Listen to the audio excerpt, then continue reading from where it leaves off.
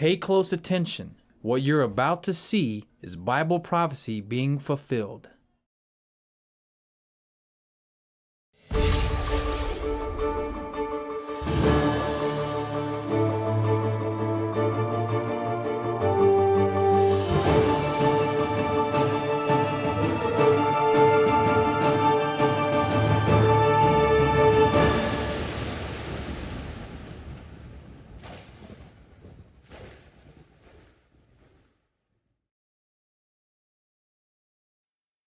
Welcome to another edition of YPN News, bringing you the news that relates to Bible prophecy and foretold by Yeshua Hawkins Katan. In the news, we're going to continue to talk about the situation there, the war between Russia and Ukraine. Now we're seeing President Putin saying that Russia reserves the right to use nuclear weapons, and we'll have those details, as well as this past week we saw the worst day of fighting between Israel and Hezbollah for the past 18 years, since 2006. So again, we'll cover those details. But first, we're going to start off here.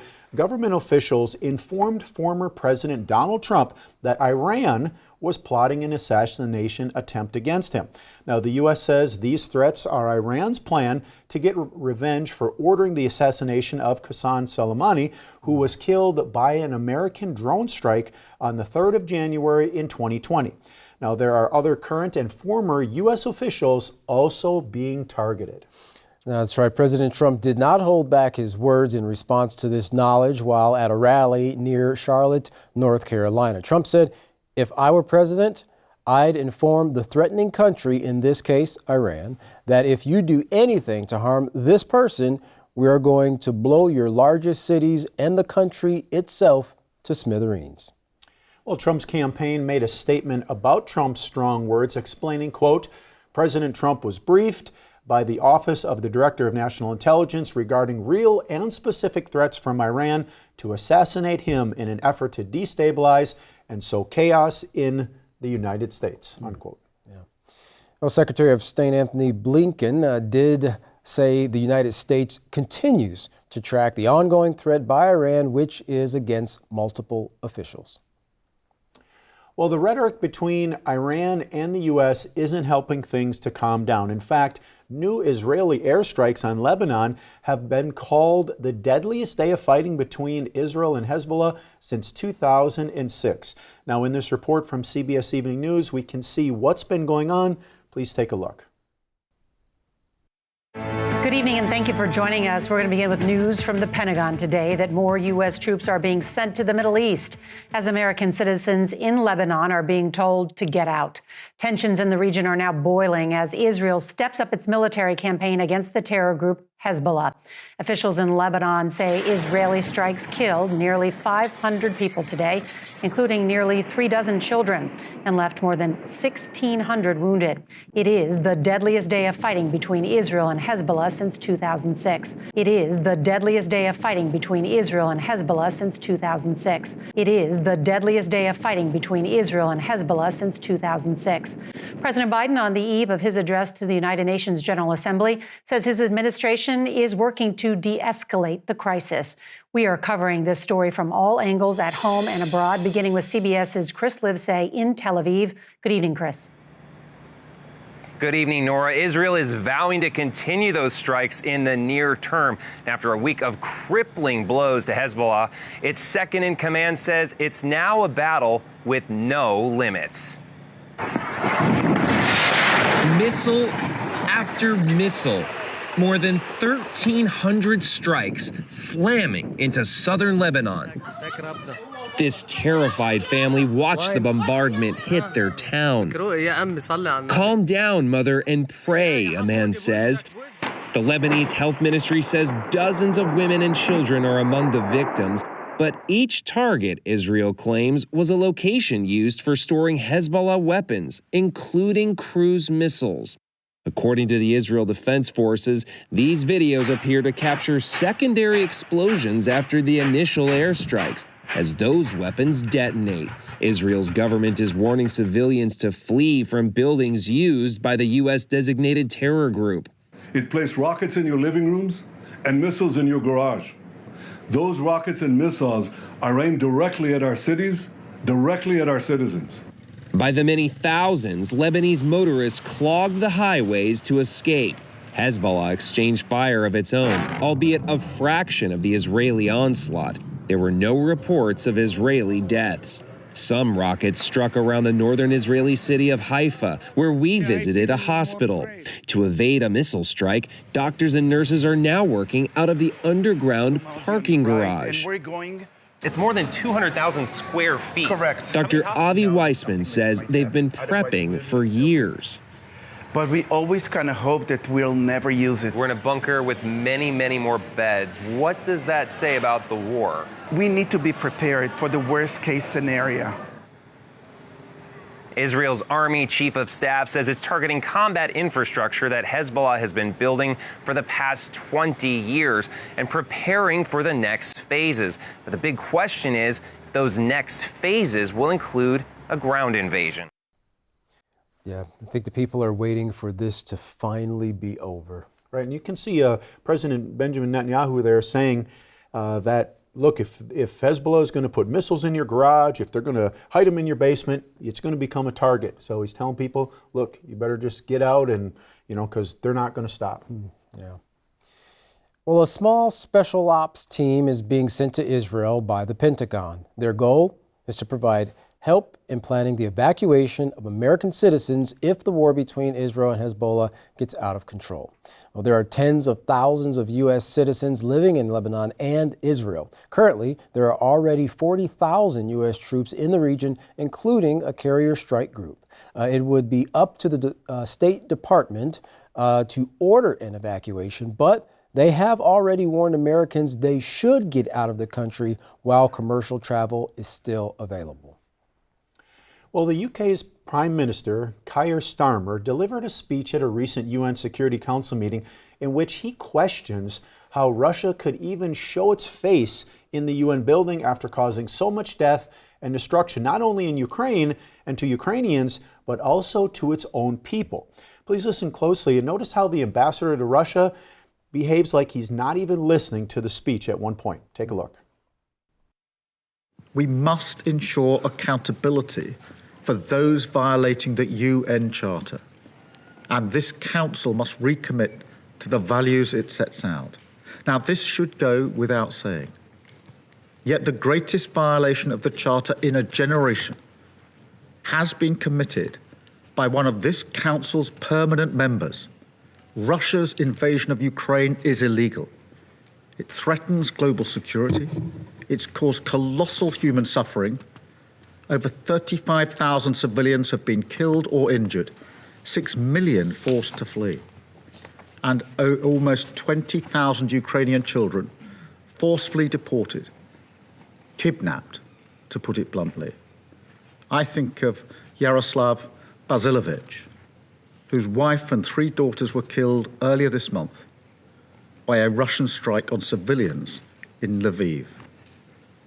And I wonder how Russia can show its face in this building. 600,000 Russian soldiers have been killed or wounded in this war. And for what? The UN Charter, which they sit here to uphold, speaks of human dignity, not treating your own citizens as bits of meat to fling into the grinder. Russia's war has triggered a global energy crisis and a global food crisis, causing hunger in the Horn of Africa. They entered into a UN-brokered Black Sea grain deal, then withdrew. They tried to block the pact for the future. Now the world looks on as Russia deepens its military ties with the likes of North Korea and Iran. There can be no equivocation here. They must be held accountable. Aggression cannot pay. Borders cannot be redrawn by force. Russia started this illegal war. It must end it and get out of Ukraine. We stand with the 89 countries who made clear at the Swiss Peace Summit that Ukraine's territorial integrity must be the basis of any just and lasting peace. Any process that does not recognize this will only be used as a pretext by Russia to regroup and come again. Well, it's kind of a lot of saber rattling and finger pointing. And of course, one party is blaming the other party, but at the same time, the other party is blaming the other party for the things that it's responding to because of the things that's taking place in its country by other nations. Right, and some of those numbers that Ukraine's prime minister was putting out, over 600 Russian troops, or 600,000 Russian troops have been killed in this war so far. Those are high numbers for a war that is has a lot of technology behind it with the drone strikes and so forth. But over 600,000 Russian troops killed alone. It's a lot of troops killed. That's right. Well, as we continue with the ongoing conflict in Russia and Ukraine, we've seen the tables turn for both countries and at various times during this conflict. Well, they have once again turned on the behalf of Ukraine, as Ukraine has successfully managed a drone missile strike on a Russian munitions depot in Toropets, Russia. The people in the area, that is in Toropets, where the missile struck that depot, were trying to assess what in the world actually struck in their area, while they were also struggling to repair the damage to their homes. Now, the blast from the strike caused multiple secondary explosions, was picked up by earthquake monitors, and was also detected by NASA satellites from space, which read heat sources in a 14 square kilometer radius. Very large explosion. Well, the depot housed Russian tactical missiles, and the target was a part of Ukraine's larger plan to destroy Russian munitions, which is a large part responsible for much of the damage and suffering in Ukraine since this war began. Now, this drone strike, along with other drone strikes, have been hitting targets in Russia since the early part of September. The Ukrainian drone strikes so far have killed at least one, damaged dozens of homes, and even forced about 50 flights from Russia to be diverted. And we can see there, where Ukraine is kind of upping the ante, so to speak, as they're being supplied with more weaponry from, NATO and Europe, and of course the United States as well, because, at the beginning of this thing, there weren't any drone strikes. And of course now they've come and they've, as a result, been able to hit strategic targets in Russia that they haven't been able to hit before. Right, and that's going to lead in really to our next article here, where President Putin is saying, if you continue this, we have the right, and we can use nuclear weapons. That's right, and that's exactly what he's talking about in this next video, where he makes it clear once again the use of conventional weapons against Russia and its neighbor Belarus. Russia does have the right to defend itself with the use of nuclear weapons. Let's take a look at the next video. Обновленной редакции документа.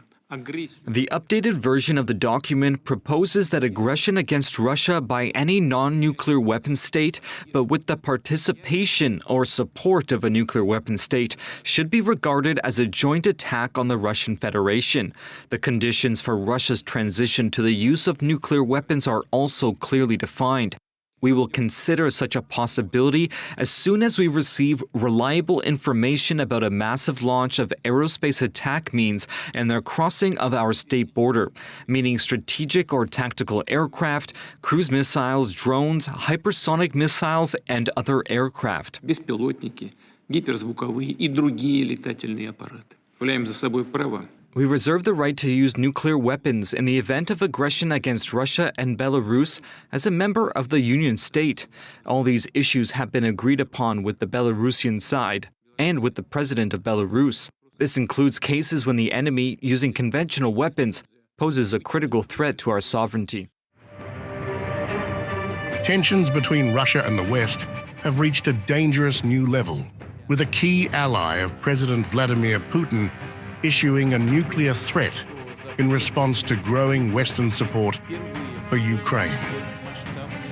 Vyacheslav Volodin, the Speaker of Russia's lower house of parliament and a member of Putin's Security Council, warned on Thursday that allowing Ukraine to use long-range Western weapons to strike deep inside Russian territory could trigger a nuclear conflict. What the European Parliament is calling for leads to a world war using nuclear weapons. His message was entitled, "For Those Who Didn't Get It the First Time," an apparent reference to a warning by Putin last week that the West would be directly fighting Russia if it let Ukraine fire the long-range missiles onto Russian territory. Volodymyr's remarks came after the European Parliament voted in favor of urging EU member states to remove restrictions on Ukraine's use of Western-supplied weapons against Russian military targets. He cautioned that such a move would lead to a global war involving nuclear weapons if Ukraine began targeting Russian soil. If something like this happens, Russia will give a tough response using more powerful weapons. No one should have any illusions about this. Volodyn specifically referenced Russia's RS-28 Sarmat missile, known in the West as Satan's coup, which he claimed could hit Strasbourg, home of the European Parliament, in just over 3 minutes. This warning comes as the war in Ukraine shows no signs of de-escalation, with Russia intensifying airstrikes on Ukrainian cities and infrastructure. You know, as we saw there, Katan, I mean, Russia is basically saying if you're going to supply Ukraine with these long-range missiles that can reach into Russia, then Russia is going to go ahead and consider it a war against that country that's supplying it. You know, even though the Ukrainians might be the ones firing them, they're being supplied by these other nations. Right, so it's kind of like a proxy war, Absolutely. You know, and Russia realizes Ukraine couldn't do this on their own, so they're seeing it as something coming from the United States and what they call the West. Right. Well, lastly, China has been engaging in missile tests, but this last test have leaders on edge in the international community due to a lack of notices of the pending missile test. Now, China says this test is routine, but take a look at yourself at the unfolding tension in the Pacific. Now let's tell you about Pakistan's iron brother China. It's making trouble again, this time in the Pacific. China has launched an intercontinental ballistic missile. It was carrying a dummy warhead, and it landed in the Pacific. Not many details are available except the fact that this is very rare. The last time China did something like this was way back in 1980. So this is being seen as a significant move. And it's left other countries alarmed. Japan, for instance, says it received no warning, and Australia wants an explanation. So why did China conduct this launch? And what message is it trying to send? On Wednesday, China launched an intercontinental ballistic missile. It was armed with a dummy warhead and fell into the vast expanse of the Pacific Ocean. The exact flight path remains unclear, but this is how the missile likely went from China to the waters. Beijing is calling it a routine test. China's People's Liberation Army Rocket Force launched an intercontinental ballistic missile carrying a dummy warhead to the high seas in the Pacific Ocean at 8:44 on September 25th, and the missile fell into expected sea areas. This test launch is a routine arrangement in our annual training plan. It is in line with international law and international practice, and is not directed against any country or target. But this launch is anything but ordinary. In fact, it's extremely rare. China tests its nuclear weapons domestically. It has tested ICBMs before, but they were test-fired in the Xinjiang region. This is the first time since 1980 that China is testing an ICBM in international waters. And of course, it's left the region alarmed. China says it warned relevant countries beforehand, but that doesn't seem to be the case. Japan says it received no such notice. New Zealand calls it an unwelcome development. Australia is seeking an explanation for this launch. Now, this isn't the first time Beijing has done this. It first test-fired an ICBM into the South Pacific in the 1980s. But since then, it has conducted such tests in its own airspace. There are no details about the missile either, but it's likely a DF-41. It was displayed in 2019 during China's 70th anniversary parade. It's a road and mobile intercontinental ballistic missile. It can probably carry up to 3 nuclear warheads. More importantly, it has a range of 12 to 15,000 kilometers, so that means it can hit the entire continental United States. Which brings us to the main question. Why conduct this test now? Well, it has to do with the changing dynamics. China conducted its first nuclear test in 1964. It has since maintained a policy of no first use. Its arsenal was comparatively small, but that has changed now. Beijing is on a massive military modernization drive, and that includes upgrading and expanding its nuclear arsenal. By 2023, China had over 500 operational warheads. That's the world's third largest stockpile of nuclear warheads, surpassed only by Russia and the United States. But last October, Washington came out with a report. It said Beijing was developing nukes more quickly than anticipated. At this rate, it would have over 1,000 warheads by 2030. Which brings us to intercontinental ballistic missiles. These missiles can hit anywhere in the world. But who was this launch aimed at? Right now, China is at odds in the Pacific with a lot of nations. This includes Japan and the Philippines and self-ruled Taiwan. Then there's the United States. Their relationship may have improved, but tensions remain. So while it's hard to say whether the launch was aimed at just one country, the purpose remains the same: posturing. Through this launch, China is yet again trying to flex its muscles in the region. Well, just another test there by China. We reported not that long ago how North Korea had a test, and instead of it falling into the Pacific, it actually hit a land target as they said it was supposed to. This missile by China is actually able to hit parts within the United States. Even though it had a dummy warhead on it, it still, has got, a lot of our military on edge, because with those capabilities, obviously they could strike within the United States. And like we've heard in times before from the experts, these missiles pretty much anywhere on the face of the earth can reach their target within 30 minutes to an hour. Right, and some of these hypersonics, can cover incredibly long distances in a very short time. And like you said, 30 minutes to 60 minutes, all these nuclear warheads could be launched. Right. Well, like we've mentioned before, the world is continually preparing for war, but you can prepare for peace. If you'd like to find out more about what you can do and how you can help your family as well, contact the House of Yahweh. And when you do, don't forget to request your free copy of the Prophetic Word magazine and the monthly newsletter. Here's how. To contact the House of Yahweh, you can write them at The House of Yahweh, P.O. Box 2498, Abilene, Texas 79604.